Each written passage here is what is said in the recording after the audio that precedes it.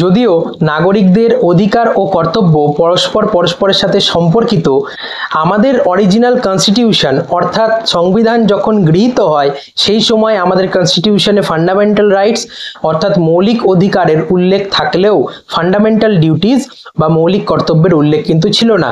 এটাকে অন্যভাবে বলা যায় যে সেই সময় সংবিধান প্রণেতারা মৌলিক কর্তব্য বা ফান্ডামেন্টাল ডিউটিসকে সংবিধানের অন্তর্ভুক্ত করাটা আবশ্যক বলে মনে করেননি। পরবর্তীতে 1976 সালে শরণ সিং কমিটি যখন গঠিত হয়, সেই কমিটিটা গঠিত হয়েছিল তখন আমাদের দেশে ইন্টারনাল এমার্জেন্সি চলছে।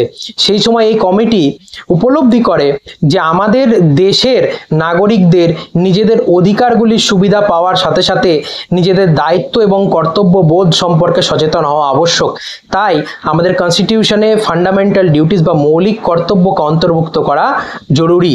এই কারণে তারা এই ফান্ডামেন্টাল ডিউটিসকে কনস্টিটিউশনে অন্তর্ভুক্ত করার রেকমেন্ডেশন তারা করে এবং পরবর্তীতে 1976 সালের 42তম সংবিধান সংশোধনী অর্থাৎ 42nd কনস্টিটিউশনাল অ্যামেন্ডমেন্ট অ্যাক্টের মাধ্যমে পার্ট 4A তে আর্টিকেল 51A এর আন্ডারে 10টা ফান্ডামেন্টাল ডিউটিসকে আমাদের কনস্টিটিউশনে অন্তর্ভুক্ত করা হয় এবং পরবর্তীতে 2002 সালে যার সংখ্যা বেড়ে দাঁড়ায় 11।